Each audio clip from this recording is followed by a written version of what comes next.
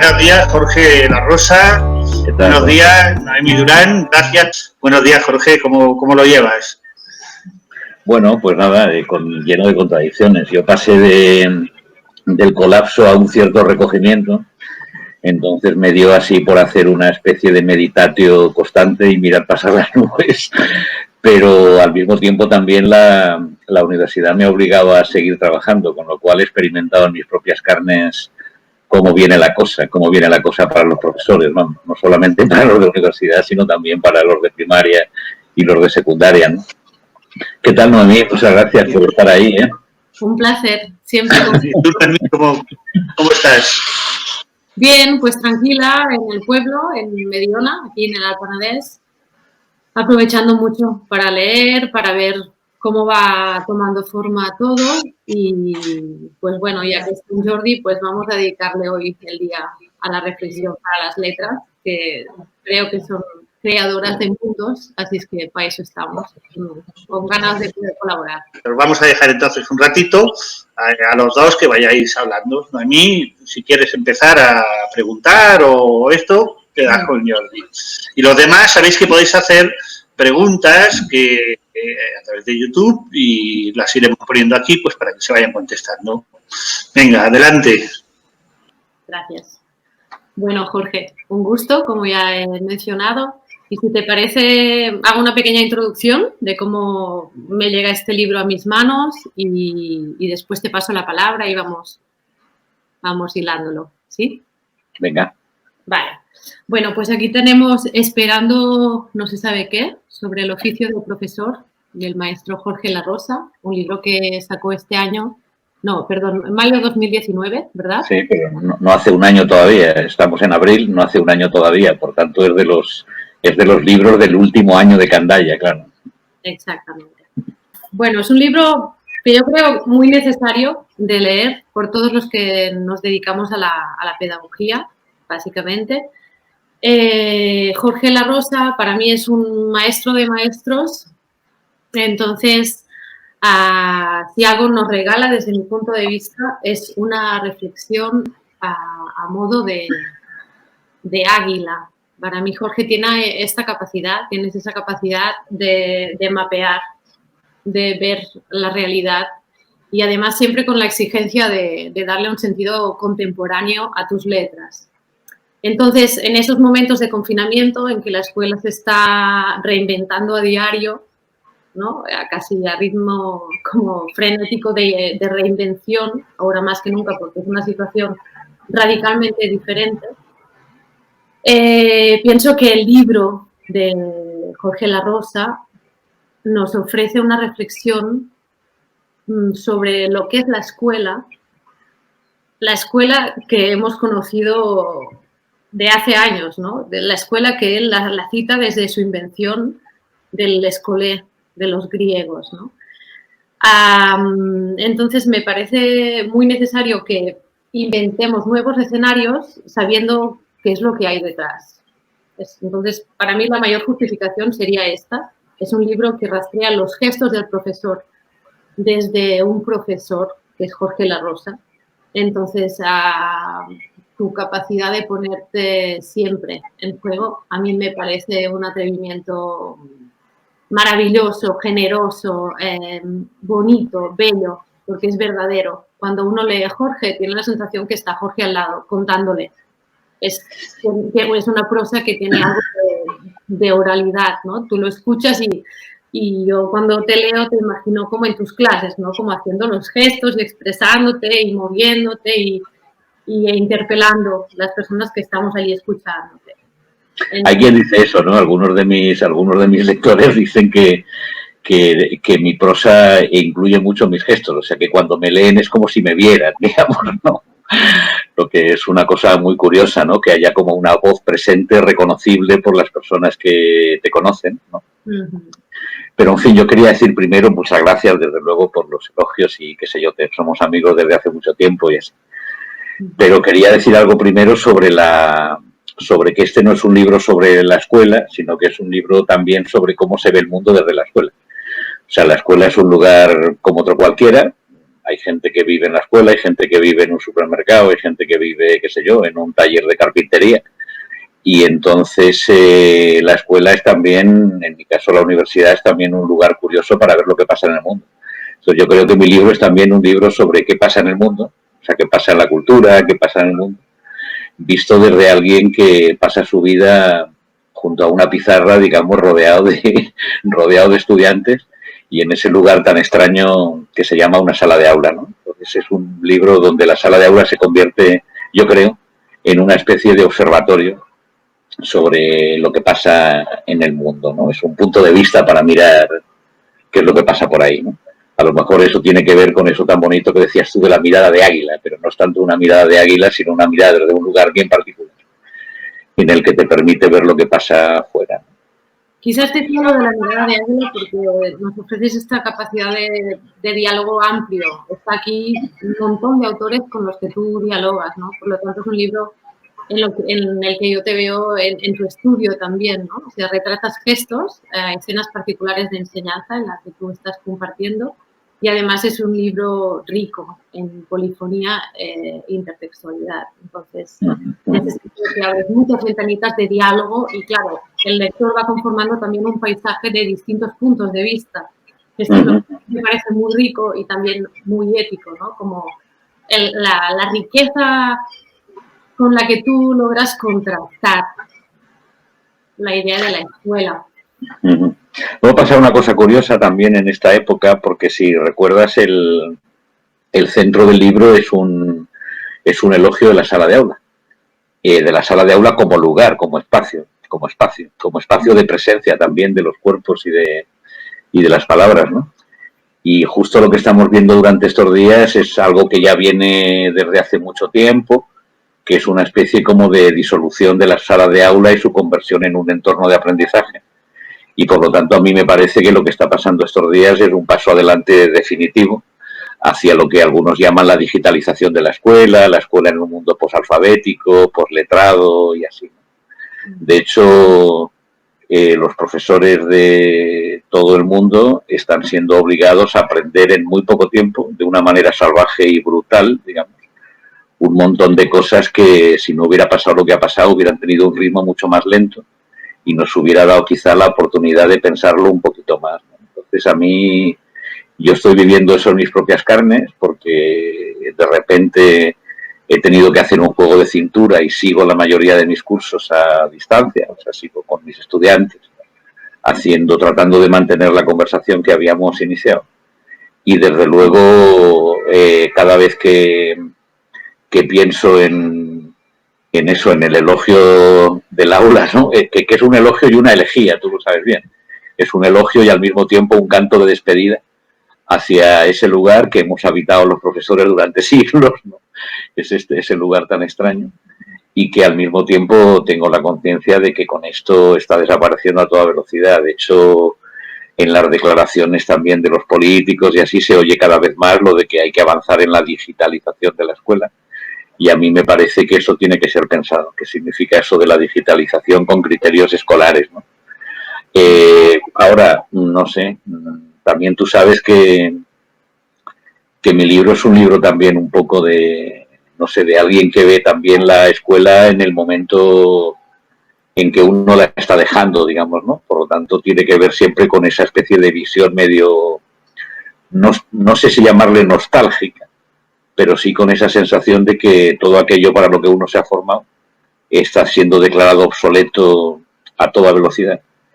Y por lo tanto, qué sé yo, hay una sensación ahí como muy agridulce, ¿no? Digamos, y yo creo que, no sé, antes de que empezara esta conexión, cuando estábamos probando un poco el sistema, estaba hablando con Olga, la de Candaya, y Olga decía, bueno, yo he tenido la sensación estos días de que tu libro tenía algo de profético, digamos, en el sentido de que anunciaba la desaparición de algo que se está viendo con mucha radicalidad durante estos días. Sin plegarse a las modas, al mercado, ¿no? Y todo esto nos está faltando a nosotros como individuos, como seres humanos, pero creo que también a los alumnos de las diferentes edades, ¿no? Yo creo que a los niños muchísimo, pero también en lo que es ese lugar de encuentro y de complicidades y de sorpresas y descubrimiento que es un aula universitaria o un instituto, ¿no? Creo que esto lo estamos viviendo muy marcado, ¿no? De hecho, el librito tiene un punto de partida un tanto curioso, que es que intenta pensar los espacios escolares desde el espacio y el tiempo. Entonces la palabra escuela viene de escolé, que significa literalmente tiempo libre, y por lo tanto una escuela es una separación temporal, es un dispositivo temporal. Entonces ahí es un poco lo que dice Olga, de que el tiempo escolar es un tiempo diferente del tiempo de la producción, del tiempo del consumo, del tiempo social, ¿no? La escuela siempre ha tratado de separar un tiempo donde las cosas tienen otra lentitud. La mayoría de las técnicas escolares son técnicas de lentificación, de detenimiento, de concentración continua, de mantenerse en una sola cosa. Y la cuestión del espacio, que tiene que ver con la presencia, con el estar de cuerpo presente, ¿no? Con una cosa que Noemí también ha trabajado mucho, la cuestión de los cuerpos, la presencia y la voz, ¿no? Entonces a mí me parece que lo que se está viendo en estos días es que aquello contra lo que se está, qué sé yo, aquello que está en trance de desaparición es una determinada forma de temporalidad y un determinado tipo de espacio, ¿no? De espacio que tiene que ver con la proximidad, con la cercanía. Yo he tenido estos días, no sé qué os parece a vosotros, ¿no? Pero yo he tenido estos días una sensación extraña de lo que está pasando con la cercanía y con la lejanía. Es decir, de pronto no hay espacio, es decir, qué sé yo, esta noche me voy a conectar con una amiga mía que se llama Inés Dussel, que desde México va a hacer un conversatorio en el que hace 2 horas había inscritas 15.000 personas y en el que yo he invitado a participar a la mayoría de mis alumnos. Por lo tanto, de pronto no hay espacio. O sea, de pronto Inés está en México, el dispositivo que ella ha montado lo montan en Córdoba, Argentina, y hay 15.000 personas que no hace falta que estén allí, ¿verdad? No es una presentación de un libro, no es una conferencia, no hace falta que estén allí. Entonces da una sensación muy curiosa de proximidad. Yo, que estoy haciendo el confinamiento solo, estoy hablando con muchos amigos y por lo tanto tengo la sensación de que como no hay espacio puedo quedar con mucha gente, ¿no?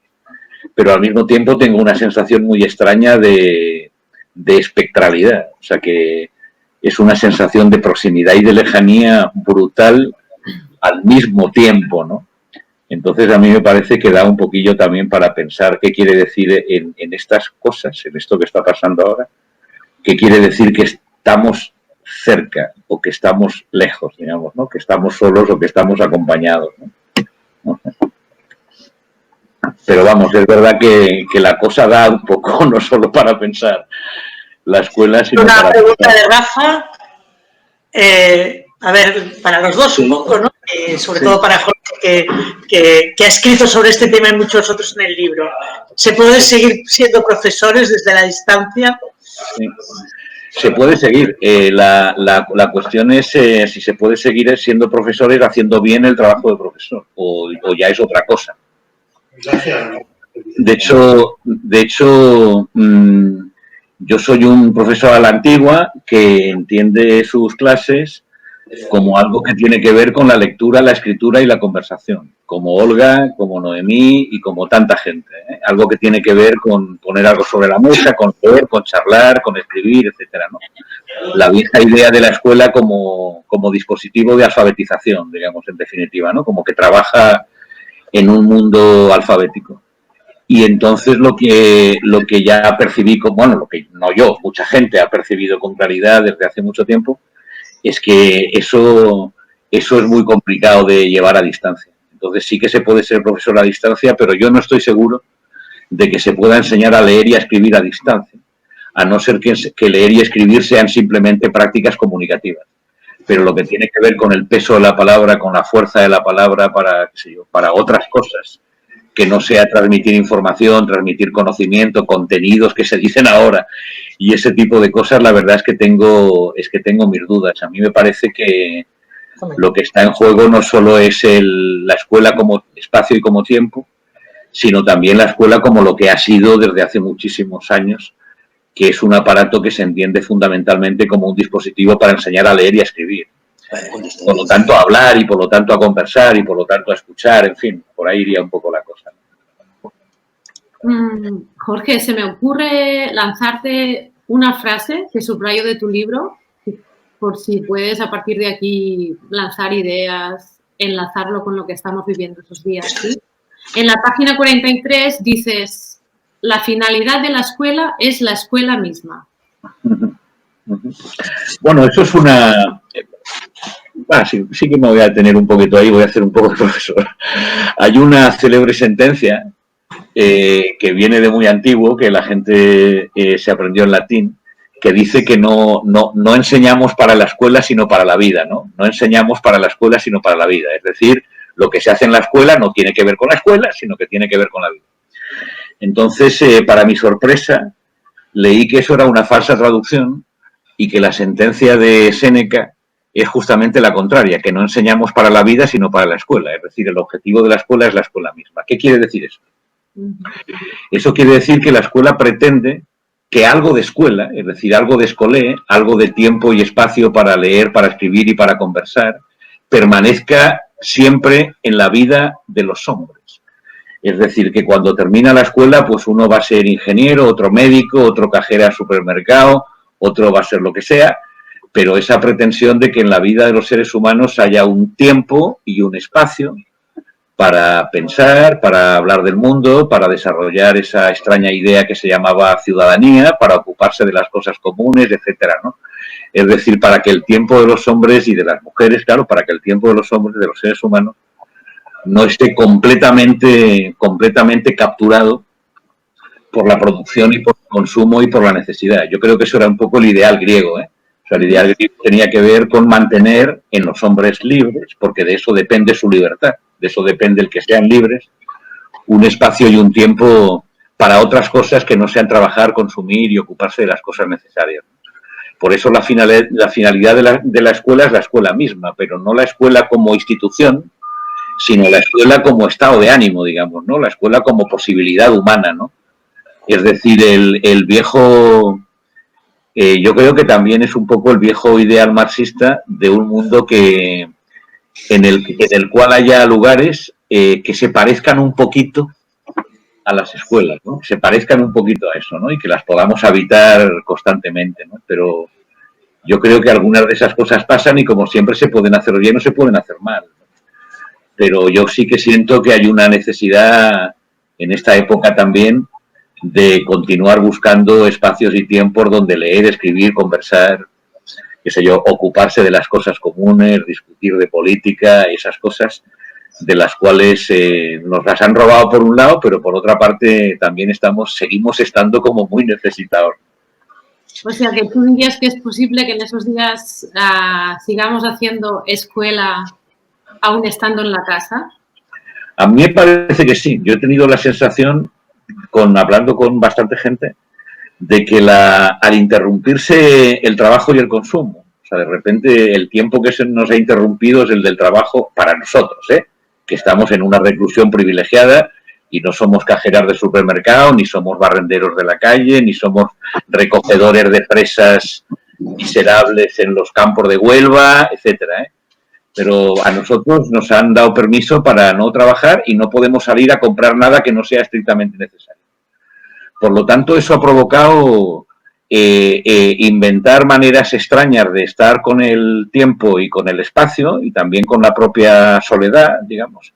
Y yo creo que ha puesto a la gente a pensar, fíjate. O sea, cada uno con sus recursos, O sea, unos piensan, qué sé yo, con todo el vocabulario y la tradición de la filosofía y de la cultura, y otra peña pues piensa con lo que tiene a mano, con las palabras de las que dispone y con las herramientas de las que dispone, Pero yo sí que tengo la sensación de que la conversación ha ganado como una cierta gravedad. Es decir, tengo la sensación de que la gente estos días no puede decir cualquier cosa. Digamos, hay algo ahí de, no sé si es de estudio, de recogimiento, de qué, pero hay algo de ahí que será efímero, O sea, cuando volvamos a la normalidad, todo el mundo nos tiramos al centro comercial de nuevo y a la competencia y a ganar dinero, Pero que en esta suspensión yo sí que creo que ha habido un momento interesante de algo, en el que algo ha pasado.